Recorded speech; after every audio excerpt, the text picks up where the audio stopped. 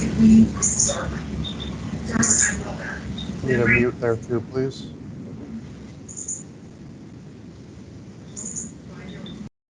Thank you. All right, hello and welcome to the special meeting of June 24th, 2021. It is 7:30 p.m. Will Mr. Hoover please call the roll? Ms. Brandt. Here. Mr. Finley. Here. Mr. Garvis. Here.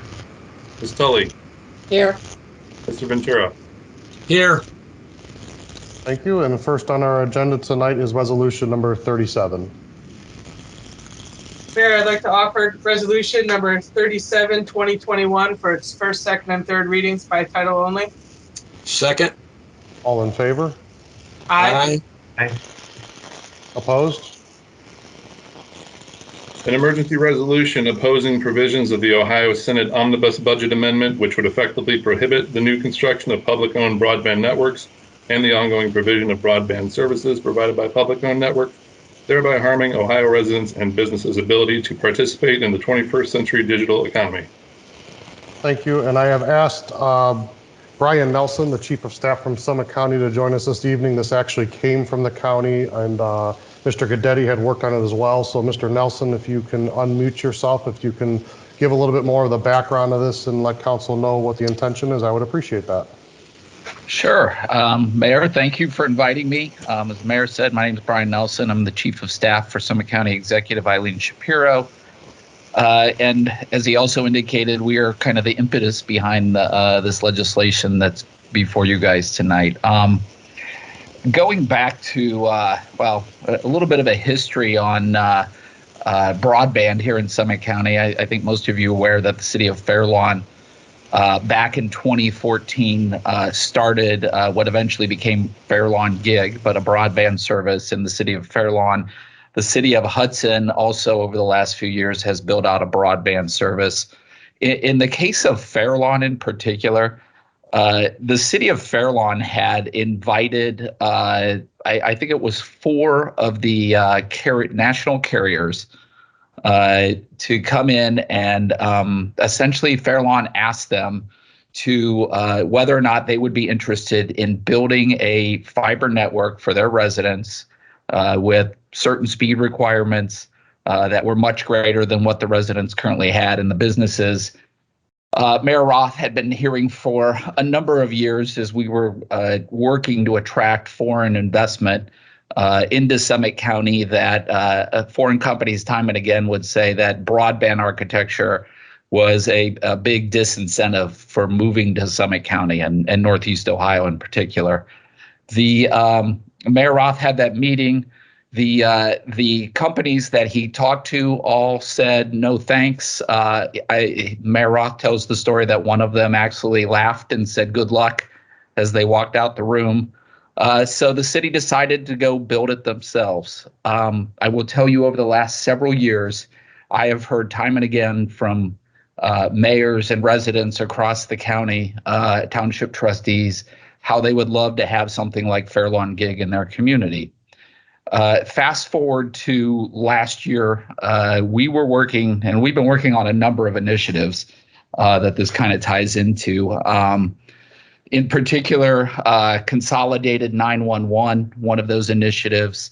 As you guys are aware, we have a countywide regional radio system that all 31 communities in Summit County are now users of. And a couple of years ago, there was a steam break in downtown Akron that actually took AT&T's phone system out. And our first responders were essentially using nothing but that regional radio system to communicate with each other and communicate with the hospitals at that time, which highlighted the importance of having these alternative, particularly for public safety, these communication systems. We began working 2 years ago with the University of Akron on a project along with the city of Akron and APD to address crime issues over in the neighborhoods surrounding the university. We were looking at things like cameras, gunshot sensing software, license plate reading technologies to stand up, but connectivity was a big issue and a big ongoing cost. So much so that the project has kind of sat stalled. up until this past year.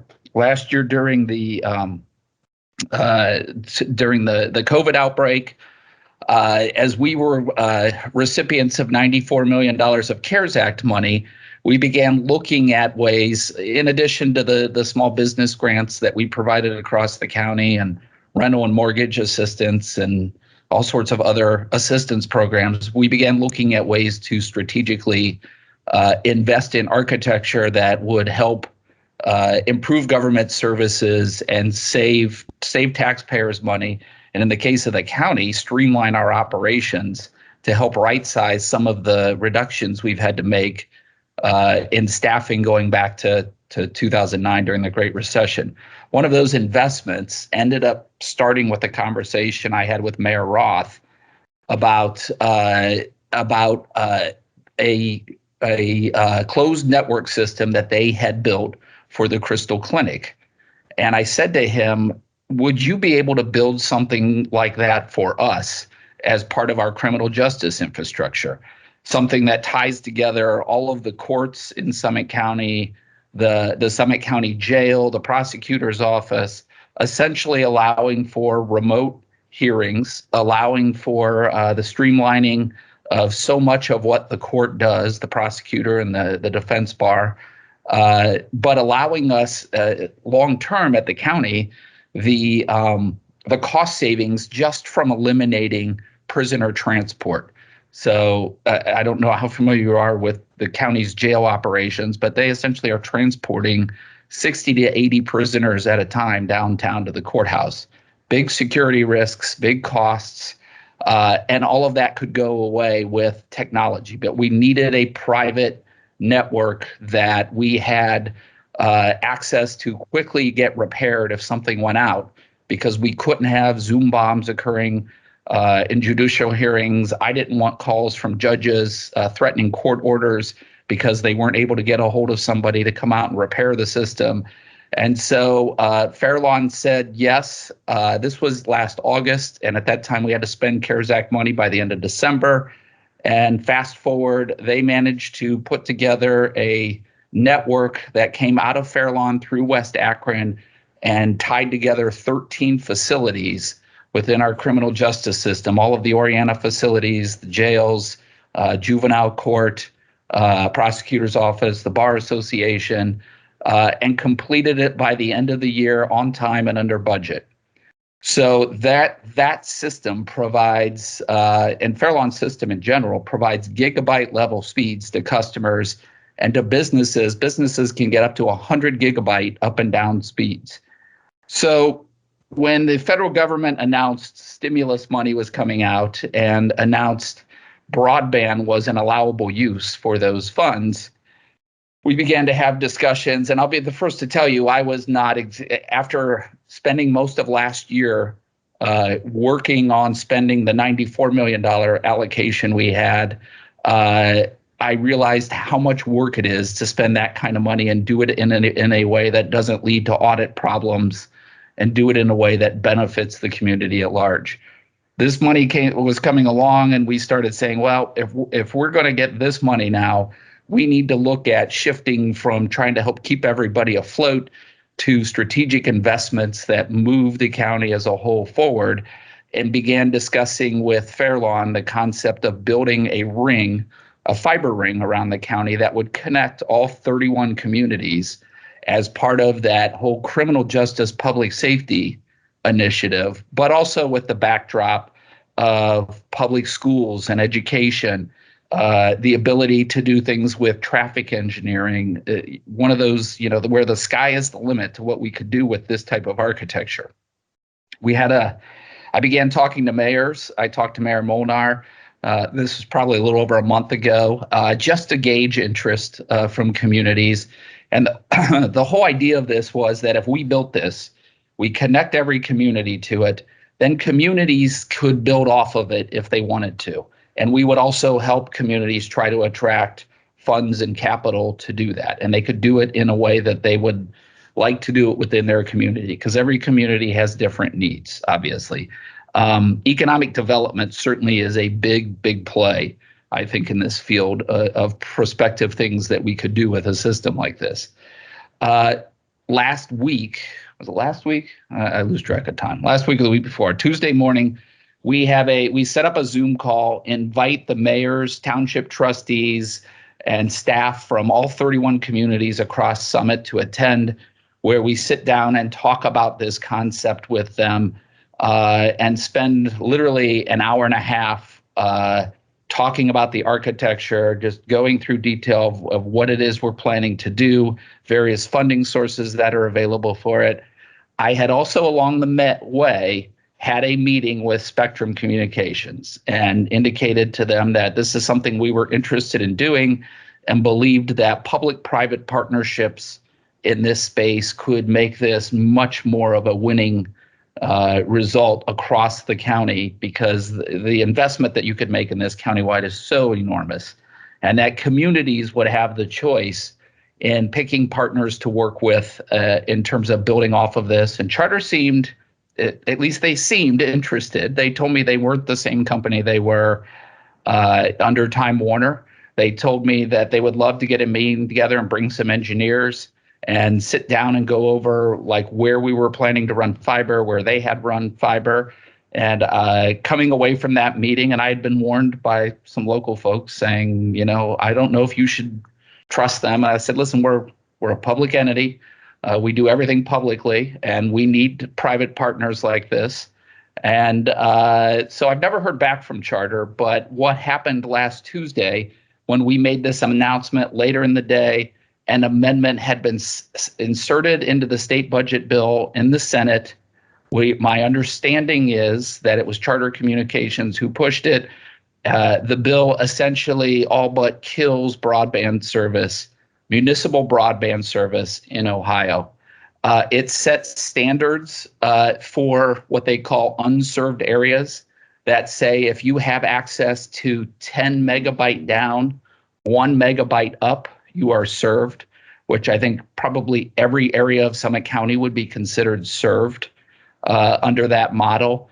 It prohibits communities from working across community borders, which we believe kind of smacks in the face of everything the state government has espoused and we have espoused, which is collaboration and governments working together to save taxpayer money makes for good government.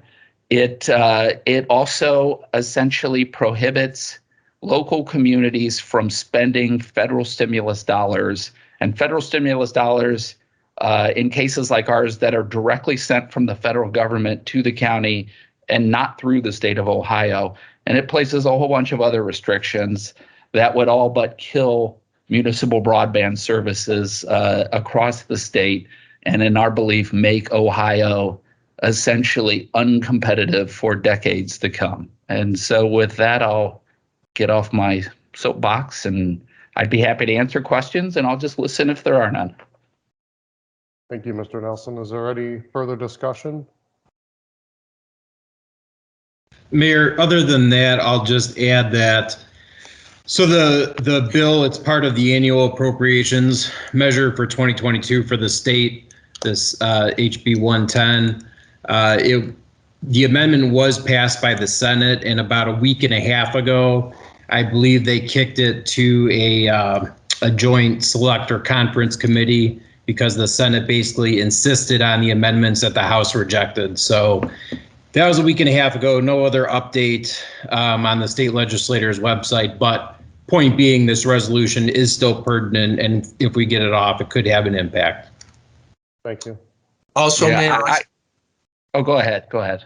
I spoke with State Representative Casey Weinstein yesterday, and he's attempting to put a contingent to not pass the budget bill until that is removed. I would add, we've been lobbying heavily in Columbus with state legislators and with the governor's office. Executive Shapiro and the other Metro County commissioners had a conference call with Lieutenant Governor Husted on Monday.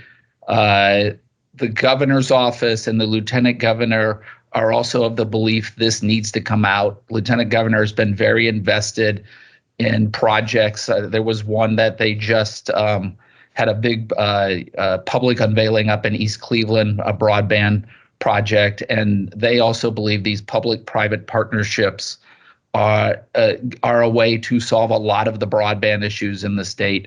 And so I tend to think, particularly on the House side in Columbus, we've made a lot of headwinds.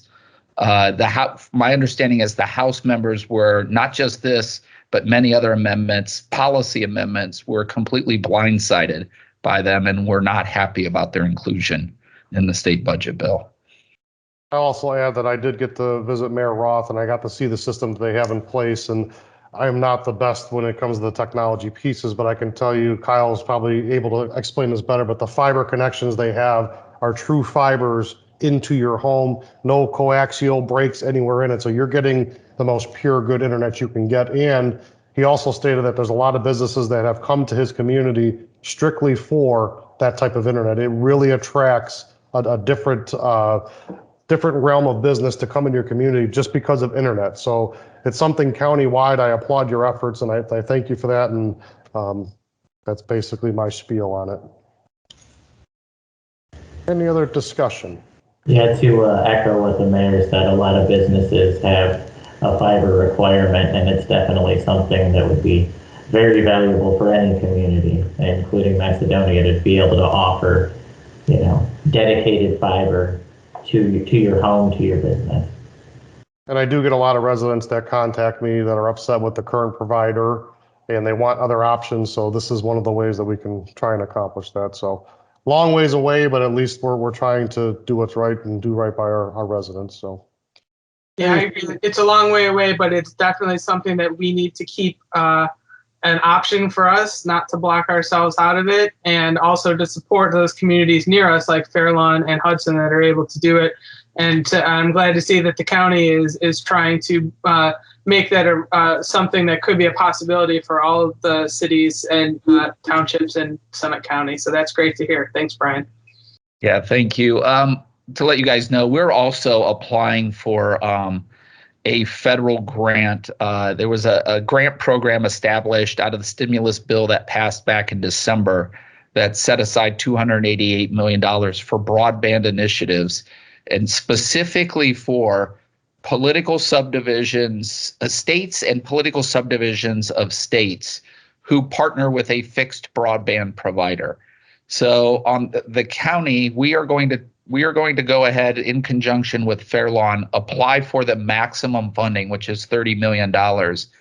The idea for that $30 million, plus some of our federal stimulus money we're getting, would be to provide grants to communities in Summit County to build off of that fiber ring. So our goal is out of this, not just to build a fiber ring, but also to provide money for communities, particularly ones who didn't get a whole lot of stimulus money, to be able to build off of it. We're also looking to attract private investors. I think there is a big 5G deployment from the national cellular carriers that we may be able to bring into this. So we haven't gotten as far as having those discussions, but I think that really the sky is the limit. And once we own that conduit in the ground and that architecture, I feel as though it's something, an asset that the public in Summit County owns, and we can leverage for so many things like autonomous vehicles and all of those technologies of the future. I just can't imagine just sitting there with that federal stimulus money saying, okay, well, now what are we going to do with it if we can't do this?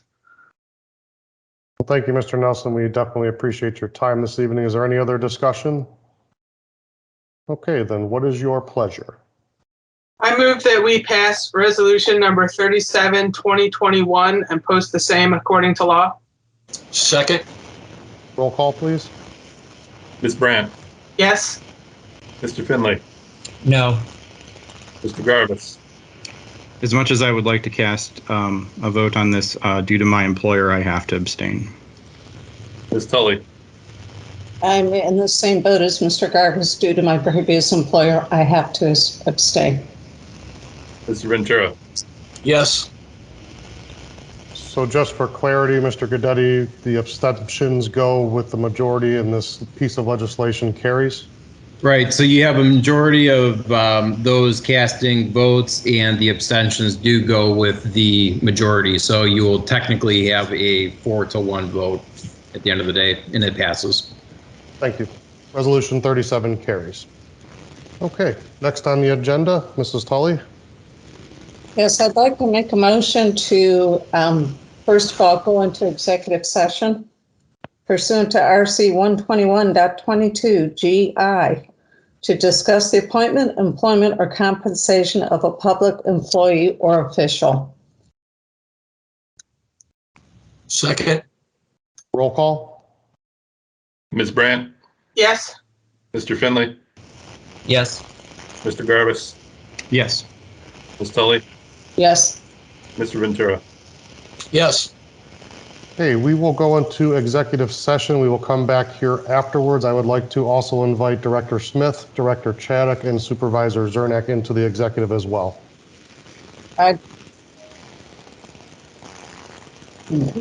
Sorry, is there an issue? No, the only one I thought we'd have bring in it is Annette. Well, there's a reason why I'm asking for all three of them to be there, and I can explain that when we get there if you would like. Yeah, I think we need to discuss it because normally only request in HR. So the mayor can invite people in if he'd like. Do you need me for anything, Mayor, or no? I think you should probably join us in there as well. I'm sorry, I missed you. So if you can join us as well, Mr. Guidetti, I'd appreciate it. Okay. And then we'll come back here for anyone watching, and we'll be back in a little bit. So we'll come back here shortly. Thank you. All right, we are back into the special meeting of June 2021 with a lot of background noise. Do we have a motion on the floor? Yes, I'd like to make a motion to waive the 48-hour rule and add ordinance number 38, 2021 to the agenda. Second. Roll call. Ms. Brandt, Yes. Mr. Finley, Yes. Mr. Garbus, Yes. Ms. Tully, Yes. Mr. Ventura. Yes. Okay, I'd like to make another motion to amend the title as well as section 1, 2, and 3 to add the name of Leon S., and I may say this wrong, Karras, Correct. to the ordinance. Second. All in favor? Aye. Aye. Opposed? An ordinance confirming the appointment by the mayor of Leon S. Karras as the Director of Public Service for the City of Macedonia. Any discussion? Hearing none, what is your pleasure? I move that we pass and post according to law ordinance number 38, 2021, please. Second. Roll call. Ms. Brandt, Yes. Mr. Finley, Yes. Mr. Garbus, Yes. Ms. Tully, Yes. Mr. Ventura. Yes. Okay, ordinance 38 carries. Welcome, Mr. Karras. You are our new service director. He's here with us. If you'd like to say a few words, we'd like to welcome you. Thank you, Mayor. Thank you, Council. I appreciate the opportunity to allow me to serve the City of Macedonia as your service director. I look forward to the getting to know you all and getting to work with you and getting to know the residents and work with the residents as well. Thank you. Thank you. We'll be in touch soon, sir. Thank you. Thank you. Okay, anything else? Yes, Mayor, I'd like a moment of personal privilege, if I may. Go ahead. I would like to encourage everyone to visit the VFW on Old Route 8 for this weekend to view and possibly donate to the tower display of post 9/11 veterans who gave the ultimate sacrifice in the war against terrorism. Thank you, sir. That's going on all weekend. The towers are there. Very awesome pictures and explanations and identities of those we have lost. Thank you, Mr. Ventura. Do I have a motion to adjourn? Motion to adjourn. Second. All in favor? Aye. Aye. Opposed?